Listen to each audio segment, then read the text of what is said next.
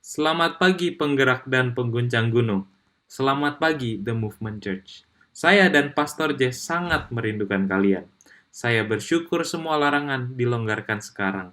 Dan sebentar lagi kita akan bisa memakan makanan favorit kita. Dan sebentar lagi kita akan bisa beribadah memuji Tuhan bersama lagi. Saya ingin mengambil waktu ini untuk menghormati setiap pastor dan connect pastor yang bersama menjinjing beban ini di musim ini.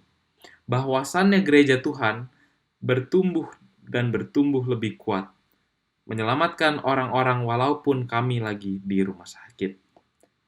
Ada 78 orang yang baru bergabung di kelas pemuridan LOF kita sejak 6 minggu yang lalu, walaupun di tengah pandemik ini. Ada 140 orang baru yang mengikuti Zoom Connect kita sejak 6 minggu yang lalu. Lebih banyak orang yang diselamatkan dan lebih banyak keluarga yang dikuatkan dan dipulihkan. Ayo semuanya bersorak-soraklah jika kalian bersyukur untuk visi yang Tuhan berikan untuk menyelamatkan dan memuridkan jiwa-jiwa.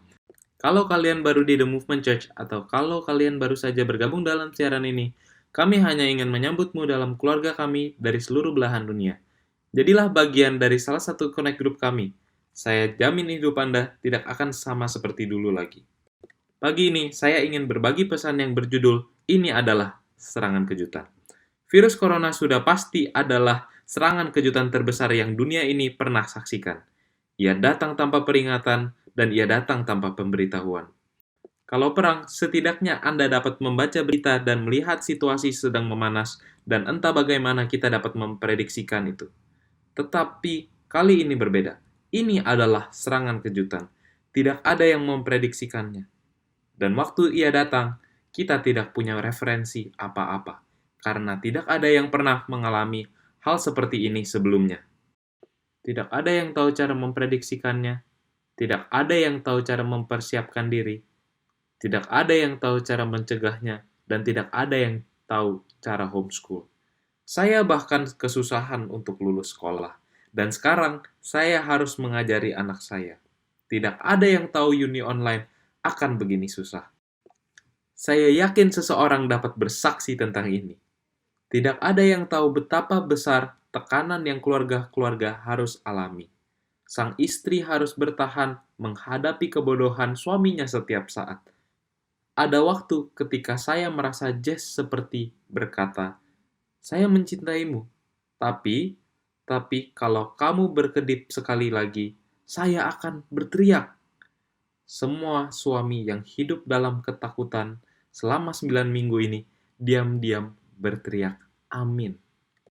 Dan ini adalah serangan kejutan. Ada waktu di mana kita merasa musuh sedang meluncurkan serangan kejutan dalam hidup kita. Dan kita kadang tidak siap untuk itu. Kita kadang tidak bersedia untuk itu. Tidak ada peringatan apa-apa, dan itu membuat kita terkejut. Dan inilah cerita tentang Nehemia. Nehemia sedang berada di tengah-tengah proses pembangunan tembok yang sedang rusak di Yerusalem.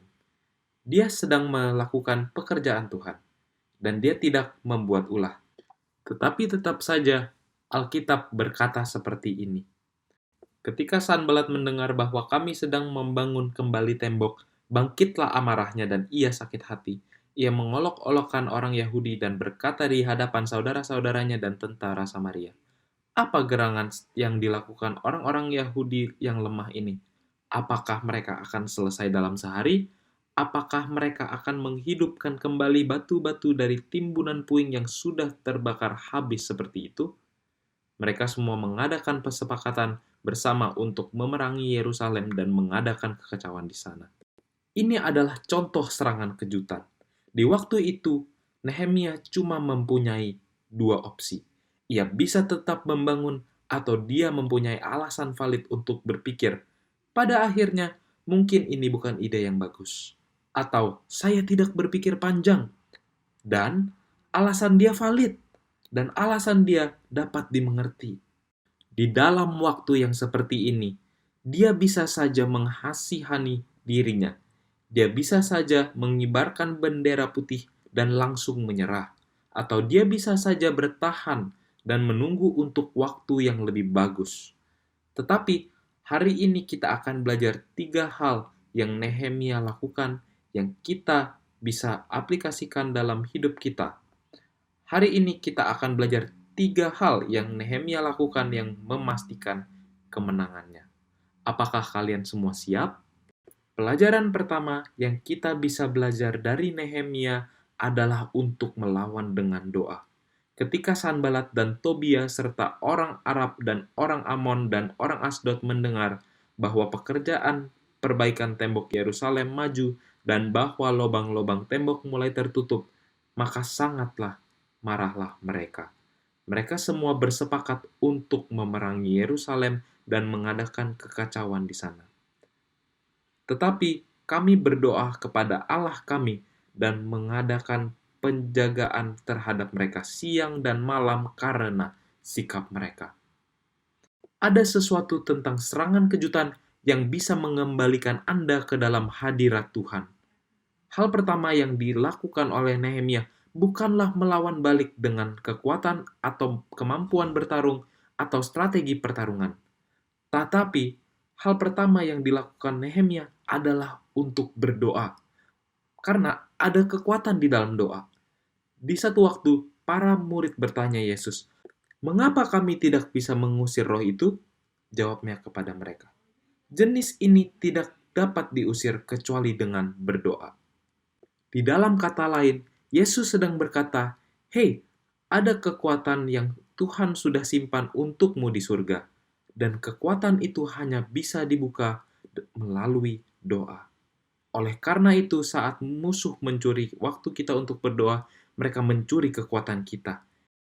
Ada perkataan yang sangat kuat yang berkata, generasi yang tidak berdoa adalah generasi yang tidak berdaya. Dan tiba-tiba, tidak ada lagi keajaiban dalam hidup kita. Tidak ada lagi penyembuhan dalam perkumpulan kita. Tidak ada lagi kesaksian dalam connect group kita. Dan tidak ada lagi pintu terbuka dalam bisnis kita. Tetapi hari ini saya memiliki kabar baik. Ada pembaharuan kekuatan dalam doa. Ada ayat di Yesaya yang berkata, "Tetapi orang-orang yang menanti-nantikan Tuhan mendapat kekuatan baru. Mereka seumpama raja wali yang naik terbang dengan kekuatan sayapnya. Mereka berlari dan tidak menjadi lesu. Mereka jalan dan tidak menjadi lelah." Ada pembaharuan kekuatan di dalam doa. Jadi apabila hari ini menonton dengan perasaan tidak berdaya, lelah, tersangkut, tidak ada visi baru yang mengalir, tapi Alkitab berjanji bahwa kita menunggu di dalam kehadiran Saya melalui doa, Yesus akan memperbaharui kekuatan Anda, kegembiraan Anda, dan visi Anda. Tiba-tiba visi dan ketajaman Anda mulai mengalir kembali dalam Tuhan. Dan apakah Anda tahu ada penghargaan di doa pribadi kita? Matius 6 ayat 6 berkata, "Tutuplah pintu dan berdoalah kepada Bapamu. Maka Bapamu yang melihat yang tersembunyi akan membalasnya kepadamu." Apakah Anda tahu? Seringkali kita terlalu fokus pada apa yang kita lakukan di publik, di dalam karir, di pekerjaan, dan di pengejaran keinginan kita. Kadang kita lupa kalau kita melayani Tuhan yang melihat apapun yang kita lakukan secara pribadi. Dan Ia tak hanya melihat, janjinya adalah Ia akan memberi menghadiahi apa yang kau lakukan secara pribadi. Saudara, saya ingin berfirman dan menyatakan kepada Anda bahwa saat Anda memulai kembali ke pintu yang terkunci di dalam doa, Tuhan akan membukakan pintu-pintu di dalam kehidupan Anda.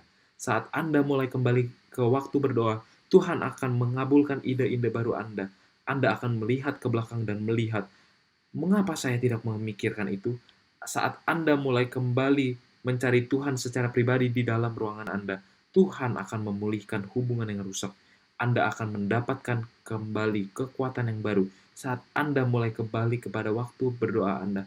Tuhan yang melihat secara pribadi, Dia akan memberi penghargaan kepada saudara 1000 kali lipat di dalam nama Yesus. Poin kedua saya adalah melawan dengan determinasi yang terlebih besar lagi. Oh, saya suka sekali dengan poin ini. Nehemia mencoba untuk menenangkan orang pilihan Allah dan dengar apa yang dia bilang. Dia berkata kepada teman-temannya, "Teman-teman, karena mereka semua mau menakut-nakutan kami, pikirnya mereka akan membiarkan pekerjaan itu, sehingga semuanya tidak dapat diselesaikan. Tetapi, aku justru berusaha sekuat tenaga. Adakah orang di sini yang sangat suka apa yang dia perbuat?" Pertama-tama, Nehemia mengerti bahwa musuh Anda akan selalu mencoba untuk mengintimidasi Anda. Mereka tahu bahwa di dalam Anda ada kekuatan yang sama dengan kekuatan yang telah membangkitkan Yesus. Jadi tidak cukup bagi mereka untuk menghentikan Anda melakukan pekerjaan Tuhan. Jadi Anda tahu apa yang mereka lakukan, mereka akan mengintimidasi Anda. Berharap dan membayangkan Anda berhenti melakukan pekerjaan Anda sendiri. Anda lihat, inilah taktik mereka selama beberapa generasi. Goliat mengintimidasi siang dan malam. Kenapa? Karena mereka tidak bisa menghentikan Anda, tetapi mungkin mereka bisa saja merendahkan Anda, dan Anda akan berhenti dengan sendirinya. Jadi mereka akan meremehkan dan mereka akan menaruh keraguan di hati Anda. Mereka akan berkata bahwa masakan Anda tidak cukup enak. Mereka akan berkata bahwa Anda tidak mampu untuk melakukan pekerjaan itu. Mereka akan berkata bahwa khotbah Anda tidak cukup dalam. Mereka akan berkata juga bahwa Anda tidak mempunyai gelar teologi untuk memimpin sebuah gereja. Mereka akan berkata bahwa Anda terlalu sering bersorak dan juga menangis. Tetapi Anda tahu apa yang Nehemia lakukan dengan semua intimidasi ini? Nehemia tetap saja melakukannya. Ada ayat di Nehemia yang berkata, "Tetapi kami terus membangun tembok sampai setengah tinggi dan sampai ujung-ujungnya bertemu, karena seluruh bangsa bekerja dengan segenap hati." Saya merasakan dalam jiwa saya bahwa seseorang perlu mendengar ini, dan Anda telah menunggu sebuah tanda. Baiklah, ini tandamu. Teruslah melakukan itu. Anda telah dipanggil untuk saat yang seperti ini, dan Anda berada tepat di tempat yang diinginkan Tuhan. Teruslah memberitakan Injil-Injil Tuhan. Teruslah menyelamatkan jiwa. Teruslah mendidik murid. Teruslah percaya. Teruslah memuji Tuhan. Teruslah bermurah hati. Karena saya yakin Anda sudah setengah jalan dan Anda sudah terlalu jauh untuk menyerah. Ada jiwa yang kita harus selamatkan. Ada kota yang kita harus didik. Ada keluarga yang perlu dipulihkan. Jadi marilah kita bersorak dan terus melakukan itu. Tetapi Nehemia melawan kembali dengan determinasi yang lebih besar.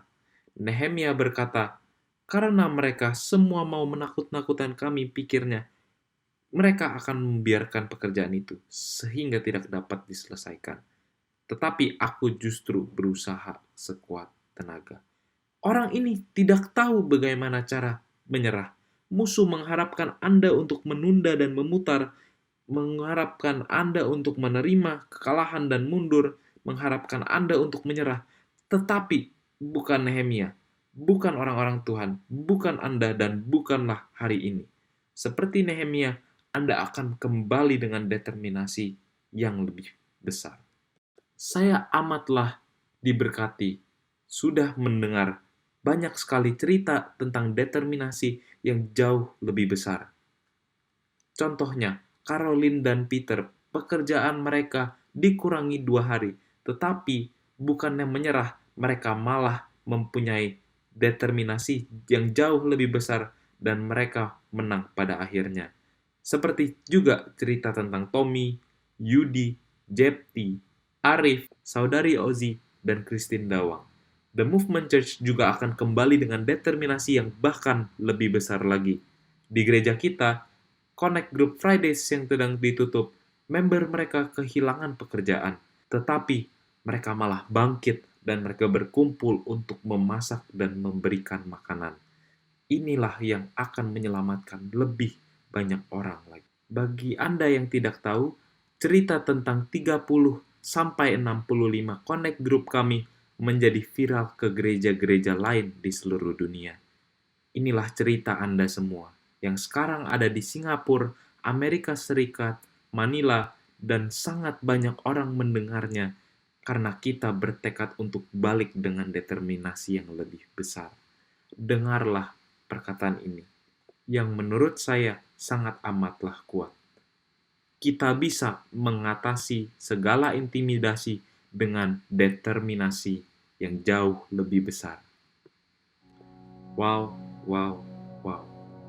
Sekarang saya akan menutup pesan dan khotbah ini dengan poin terakhir. Hal lain yang dilakukan Nehemia.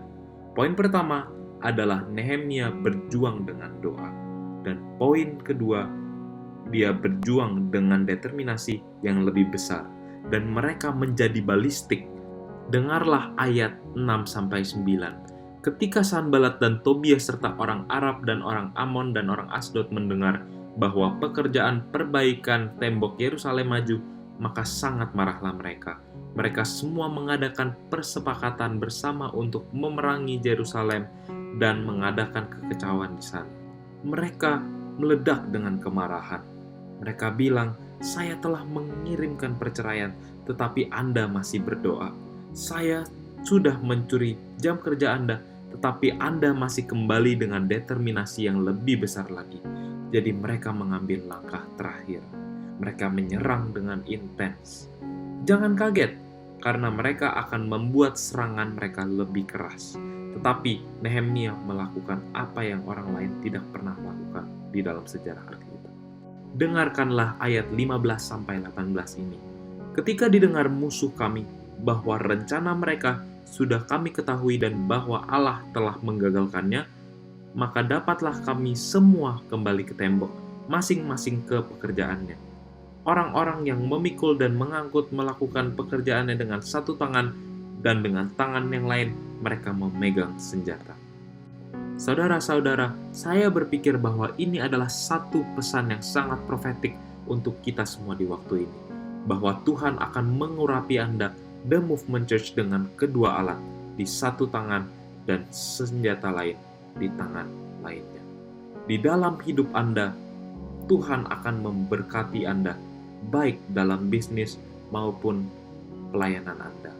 Tuhan akan memberkati Anda juga dalam panggilan Anda, baik sebagai raja atau sebagai pendeta. Ini bukanlah satu atau yang lain. Ini bukanlah sesuatu yang mutually exclusive. Ini bukanlah ini atau itu. Ini adalah mengurapi keduanya. Anda akan menjadi sukses maupun dalam bisnis dan menjadi penjala manusia dalam hidup Anda. Bersama-sama sebagai gereja, kita akan menjadi gereja yang membuat pemimpin dalam bisnis dan menjadi penjala manusia. Kita akan menjadi sebuah gereja yang akan berkembang secara lokal dan internasional. Kita akan menjadi sebuah gereja yang memiliki keseimbangan antara iman dan kebijaksanaan. Kita akan memiliki juga keseimbangan antara keinginan Tuhan dan keinginan manusia. Dalam nama Yesus, amin, amin, amin. Mungkin Anda tidak tahu ini, tapi 2 minggu lalu rantai sepeda saya memutuskan untuk menyerah dan putus di tengah perjalanan. Saya lagi bersepeda. Saya jatuh dengan muka saya duluan, dan tangan saya tidak dapat menahan beban saya. Jadi, siku saya terkilir, dan sendi siku saya hancur berkeping-keping. Jadi, selama 2 minggu terakhir, saya seperti kehilangan satu tangan. Tidak bisa memakai baju sendiri, tidak dapat mandi sendiri, tidak dapat mengetik khotbah saya. Seringkali dalam hidup kita, musuh kita akan mencuri salah satu dari tangan kita.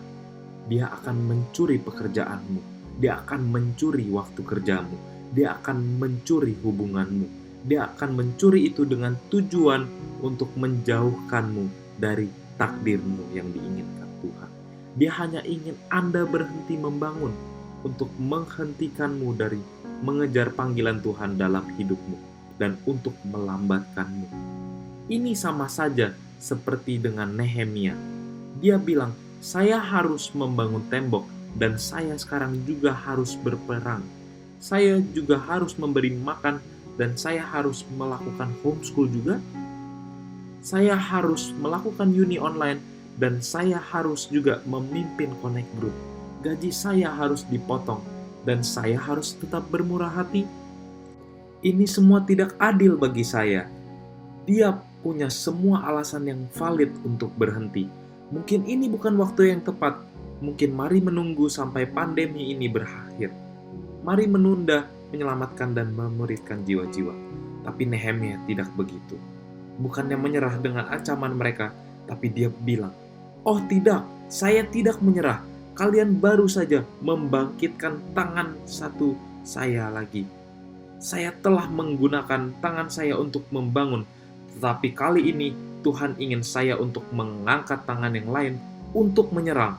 Tuhan berkata, "Sudah terlalu lama kau duduk dan bertahan, dan sekarang kau harus pergi dan menyerang." Jemaat, tombak itu adalah pujianmu. Pujianmu adalah senjatamu, dan pujianmu akan mengirim signal yang membingungkan ke kemah musuhmu. Musuh kita akan bilang, "Saya mengirimkanmu perceraian, tetapi engkau masih memuji. Saya telah mengirimkanmu masalah jantung, tetapi engkau memuji lebih keras lagi. Saya membuatmu kehilangan pekerjaan, tetapi engkau terus percaya, memuji dan memberi." Oh, saya merasa sesuatu di hati saya kalau beberapa dari kalian harus mengambil semangat dari Nehemia. Oh, engkau mau ngambil tangan kiriku? Kau pikir saya akan berhenti memberitakan berita Injil? Saya akan berkhotbah lebih keras lagi. Kau mengambil tangan kiriku. Apakah kau pikir saya akan berhenti memuridkan jiwa-jiwa? Engkau baru saja membangkitkan tangan lain saya. Tangan ini yang dulunya dipakai untuk mengambil peralatan, namun saya menggunakannya untuk memuji. Kamu mengambil pekerjaanku, tetapi saya akan memuji Tuhan. Kamu mengambil keuntunganku, tetapi saya akan memuji Tuhan. Kamu pikir kamu akan mendiamkanku? Saya akan bersorak lebih keras. Apakah ada orang yang di sini yang ingin memuji Tuhan dengan tanganmu yang satunya lagi? Ayolah, mari kita berkhotbahlah dengan tangan satunya lagi. Ayo percayalah dengan tangan yang satunya lagi. Kalian semua belum selesai. Kalian masih mempunyai tangan satunya. Waktu Musa mengangkat kedua tangannya, kemenangan terjadi dalam hidupnya. Waktu kalian mengangkat pujian, berkah juga akan turun. Kalian belum selesai. Kalian masih mempunyai pujian-pujianmu. Kalian belum selesai juga. Kalian masih mempunyai senjata terkuatmu, ialah pujianmu. Saya berharap ada orang di sini yang dapat membantu saya berkhotbah hari ini dan memuji Tuhan untuk kebaikannya dalam hidup kita. Saudara-saudara, dalam beberapa saat saya ingin memimpin Anda dengan doa yang sederhana. Doa yang sederhana, tetapi doa ini adalah doa yang penuh kuasa. Karena dengan doa ini, Anda sedang mengajak Yesus untuk masuk ke hati Anda, ke dalam rumah saudara. Saudara-saudara, dimanapun Anda berada sekarang, saya ingin mengundang Anda semua untuk berdoa doa ini bersama saya. Saya yakin hidup Anda tidak akan sama lagi. Mari kita berdoa. Ya Bapa, kami berterima kasih atas pesan-Mu hari ini. Kami berterima kasih atas Tuhan Yesus. Pagi ini, saya ingin mengundang Yesus ke dalam hidup saya dan menjadi juru selamat saya. Saya mengaku saya adalah orang yang berdosa dan saya mau menerima rahmat-Mu dan juga berkat-Mu. Mulai hari ini, pimpinlah saya dan bangunlah saya untuk berjalan sesuai kehendak-Mu. Terima kasih Tuhan, di dalam nama Tuhan Yesus, kami semua berdoa. Amin, amin, dan amin. Jika Anda baru berdoa doa tadi yang untuk pertama kalinya, Anda telah memilih keputusan yang tepat. Anda sudah mengundang Yesus dan sekarang Dia tinggal di dalam. Sekarang kami ingin mengajak saudara untuk tertanam di gereja yang sesuai dengan firman-Nya dan yang akan membantu Anda di perjalanan Anda bersama Tuhan. Kalau Anda belum mempunyai gereja, kami ingin mengundang Anda ke gereja kami sebagai keluarga. Di layar ini sekarang, Anda bisa memindai QR code ini dan meninggalkan kontak Anda, dan pastor kami akan menghubungi Anda dan siap berdoa untuk Anda. Kami percaya Anda akan tetap percaya, akan tetap memberi, dan akan tetap memuji Tuhan. Kami semua menyayangimu, dan Tuhan memberkati. Sampai jumpa di Movement Church minggu depan.